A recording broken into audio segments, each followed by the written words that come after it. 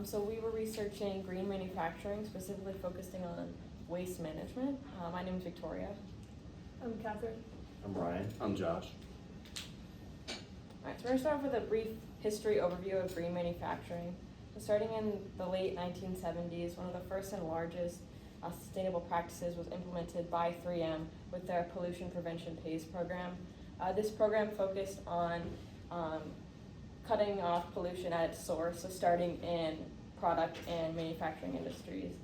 In 1986, the EPA released their toxic release inventory, which was a big incentive for many companies to start to adopt these sustainable practices.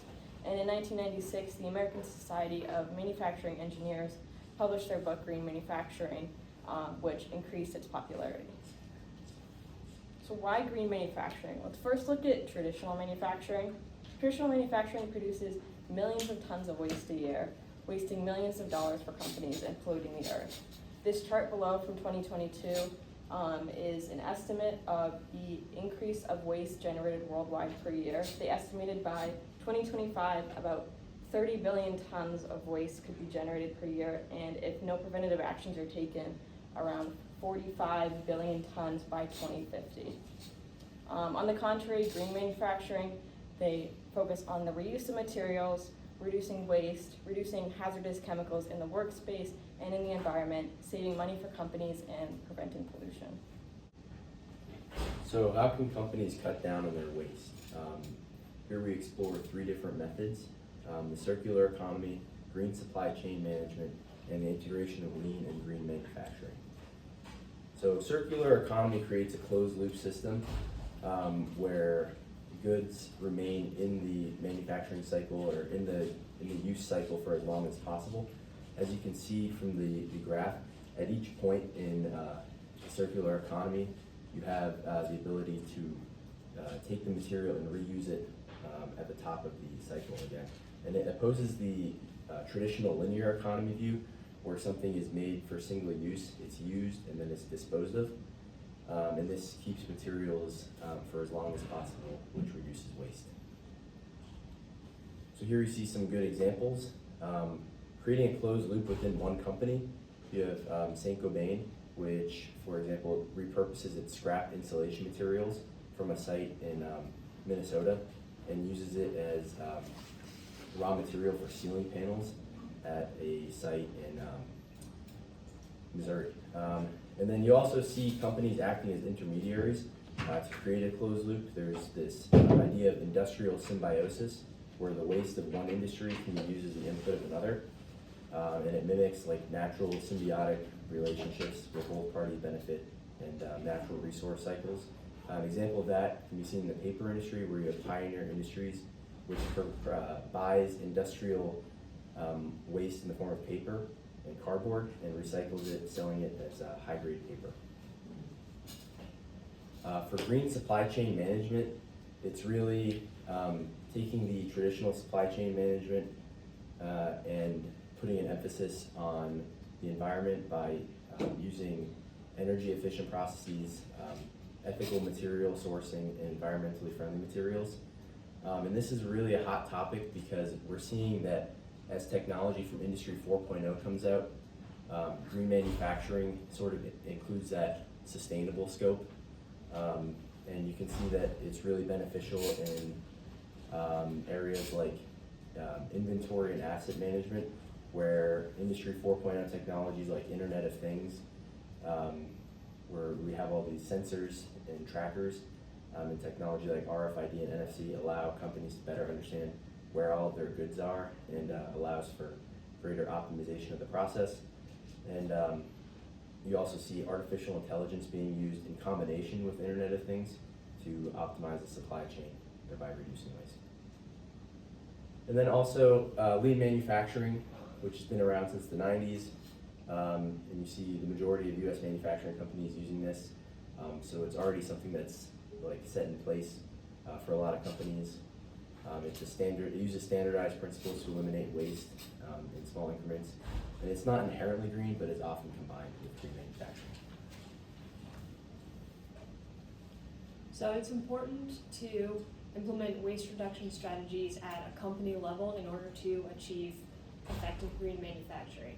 Some of these strategies include lean manufacturing and lean-green integration, the 3R hierarchy for green manufacturing, the use of metrics such as the Sustainable Circularity Performance Model, and the use of the Internet of Things for real-time monitoring of waste streams to identify areas for improvement. So one of these strategies is lean manufacturing. Lean tools such as value stream mapping, waste relationship matrices, waste assessment questionnaires, process activity mapping, and failure mode and effects analysis can all help to identify as well as categorize different types of waste. And these tools have been used to identify the so-called 7 deadly wastes, which are defects, waiting time, excess inventory, unnecessary motion, overproduction, transportation, and excessive processing. Meanwhile, the 3R hierarchy is another important waste reduction tool.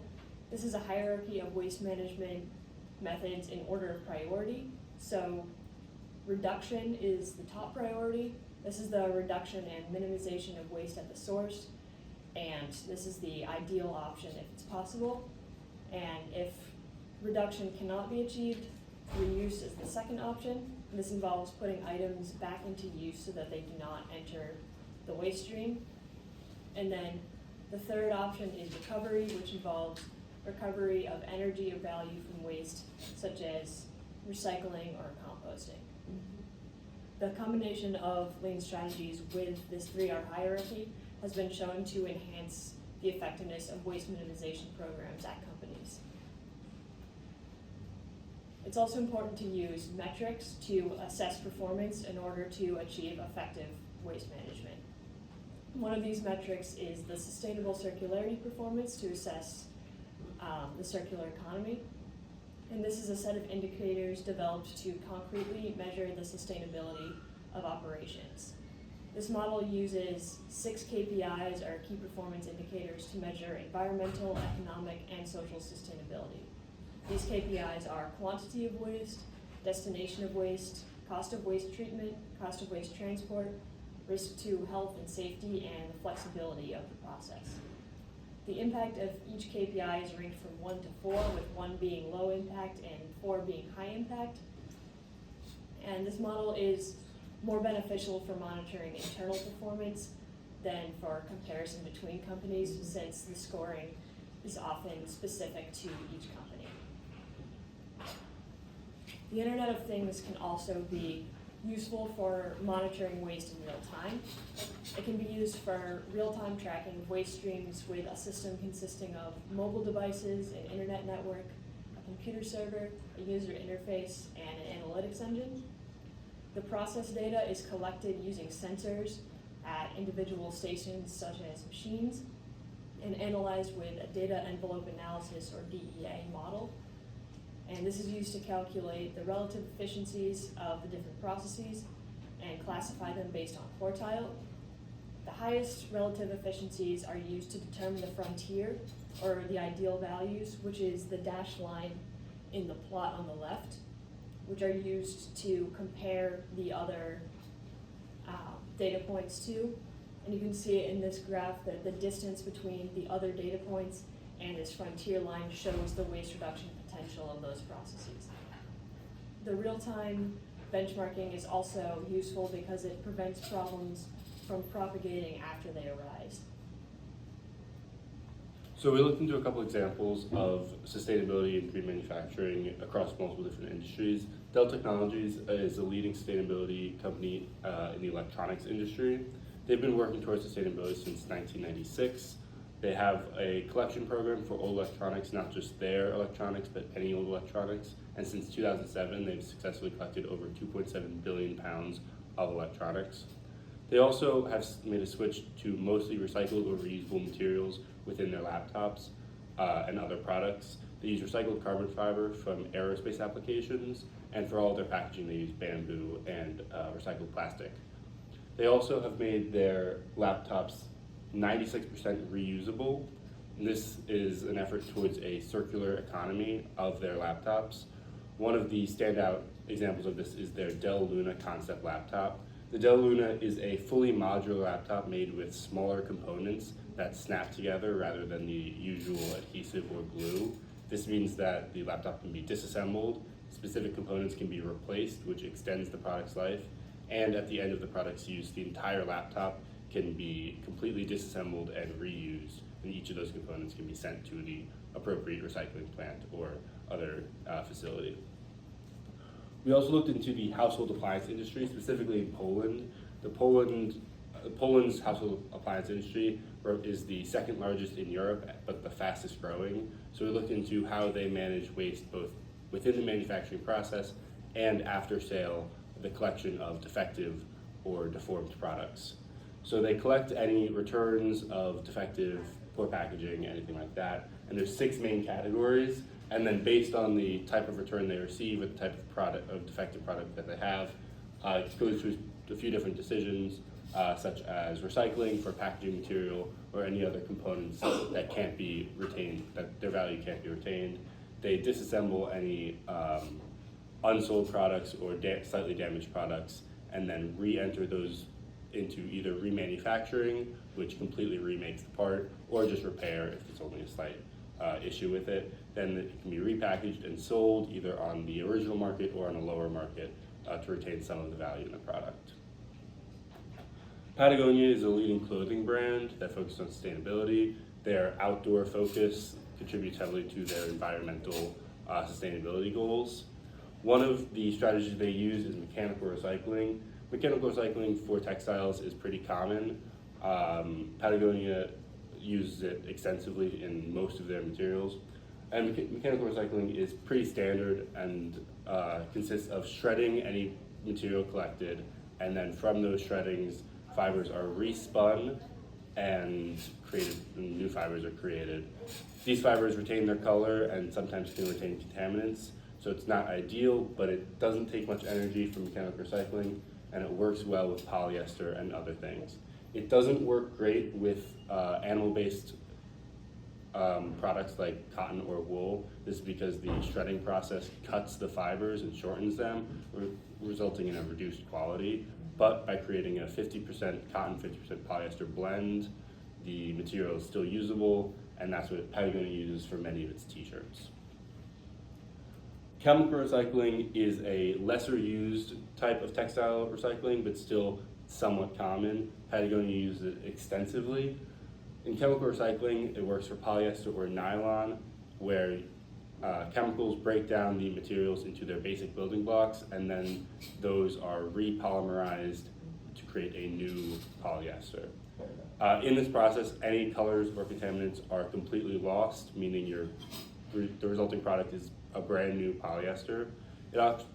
Chemical recycling takes more energy than mechanical recycling, but this process actually takes less energy than it would to create a new polyester. So Patagonia prioritizes this and for most of their products. Patagonia stands out from other clothing brands in their dyeing techniques. Most clothing brands use batch dyeing, which is the most common and uses a lot of water and energy. The color is applied after the fibers are made, allowing any selection of colors to be used, but it takes a lot of energy and a lot of water. Patagonia uses solution dyeing, which applies the color before the fibers are made. This is only cost effective in very large batch quantities, which means that you can only get a couple colors in a cost-effective design. So Patagonia uses this, plans for that, and only uses a couple colors across their products each season, and retains those inventories of color from season to season. That's why you'll see Patagonia products are always kind of in the same 5 or 6 colors. But it means that they're using a lot less water and energy to dye their products than any other brand. And by maintaining good inventory control, they can make sure that they always have the correct colors and implement or add new colors when old colors are running out of inventory. So now looking at some of the main drivers of waste reduction, one of the biggest ones for many companies is the cost-saving benefits. Reducing the defective products and material waste leads to significant cost savings, and with this reuse of these defective products also reduces the need for disposal and transportation of the disposal cost, saving additional money. These two charts on the left, the top one is depicting 3M's total pollution prevention and cost savings since 1975 as of 2015. As of 2015, they had prevented 4.3 billion pounds of pollution and saved around 1.96 billion US dollars. Below that is a few other companies like Intel, Pepsi, and Ford, also noting cost-saving benefits after adopting these sustainable practices. Another big driver is government regulations and policy incentives. Some examples of that are the ISO 14001, along with EPA's SMM and local policies. Often these incentives will provide very easy to follow frameworks for companies to adapt to, and along with these easy adaptation techniques, it also improves brand image and stockholder trust, which is great for a lot of companies. And lastly, safety and job security is important for any industry. Here it is helping to reduce hazardous emissions and landfill contaminants, making safer workspaces through cleaner production processes. And going back to that reuse of materials, it also creates more job opportunities in areas like recycling, sorting through those materials, and waste management. And of course, on the contrary, we have the stoppers of waste reduction. A big one is upfront costs. Implementing these new sustainable practices has a high initial investment in energy efficient technology and trainings.